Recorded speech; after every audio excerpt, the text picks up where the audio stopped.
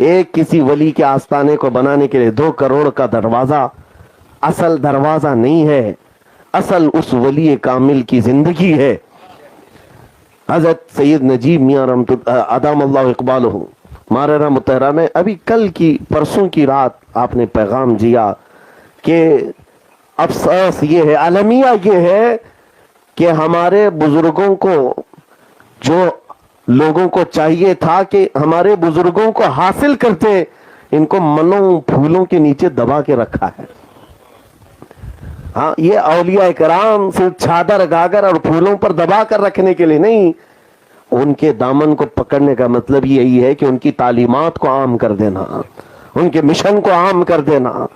عزیزان گرامی وقار، آج نوجوانوں کو میں یہ بات کہتا ہوں، نسبت ضروری ہے لیکن ساتھ میں یہ افراط بھی نہ ہو کہ تم اصل دین کو یعنی حضور پاک صلی اللہ علیہ وسلم کو اور شریعت طاہرہ کو چھوڑ کر کے صرف یہ سمجھ کر کے چلو کہ صرف کسی مزار کے پاس میں ایک دھاگا باندھ دوں گا یا دروازہ لگا دوں گا، کھڑکی لگا دوں گا، بس کافی ہے۔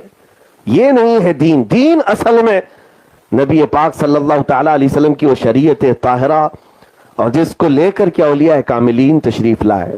اگر ان تمام چیزوں سے آپ ہٹ گئے تو پھر کبھی تفرید کس کو کہتے ہیں؟ نہیں مانتا ہی نہیں، میں کسی ولی کو مانتا ہی نہیں، ایسا تنگ نظر ہو گیا ہے کہ وہ اولیاء کرام سے بھی دور ہو گیا۔ افراط کہتے ہیں بہت ہی زیادہ غلو کرنے لگ گیا ہے۔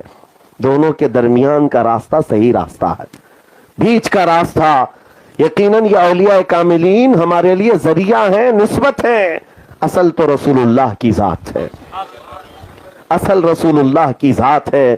آج دیکھتے نہیں، مجھے ایک صاحب جو دوسرے مکتب فکر سے تعلق رکھتے ہیں ٹونٹ مار کر کے کہا تھا کہ مفتی صاحب آپ بیان بہت سارے کرتے ہیں، اپنی قوم کو آپ دیکھیں، کبھی محفلوں میں آپ جا کر کے دیکھیں، آپ کی محفلوں میں ایسا ہوتا ہے کہ پیر صاحب کی بات کی جائے تو اچھل کود ہوتی ہے اور جب رسول اللہ کی بات کی جائے تو سکتہ طاری ہوتا ہے۔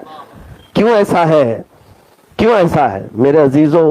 ہو سکتا ہے کسی محفل کو انہوں نے دیکھا ہو، میں نے ان سے کہا یہ ہو سکتا ہے کسی جاہل محفل کو دیکھ کر کے آپ نے کہا ہو، لیکن آج بھی الحمدللہ ہمارا عقیدہ یہ ہے، ہم جن اولیاء کی بات پر فخر کرتے ہیں وہ اس لیے کرتے ہیں کہ ہم کو رسول اللہ کا دروازہ بھی دکھایا انہی اولیاء نے،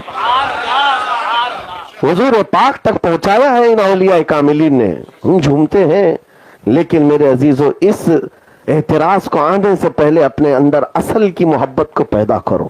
اصل کی محبت وہ رسول اللہ کی محبت ہے۔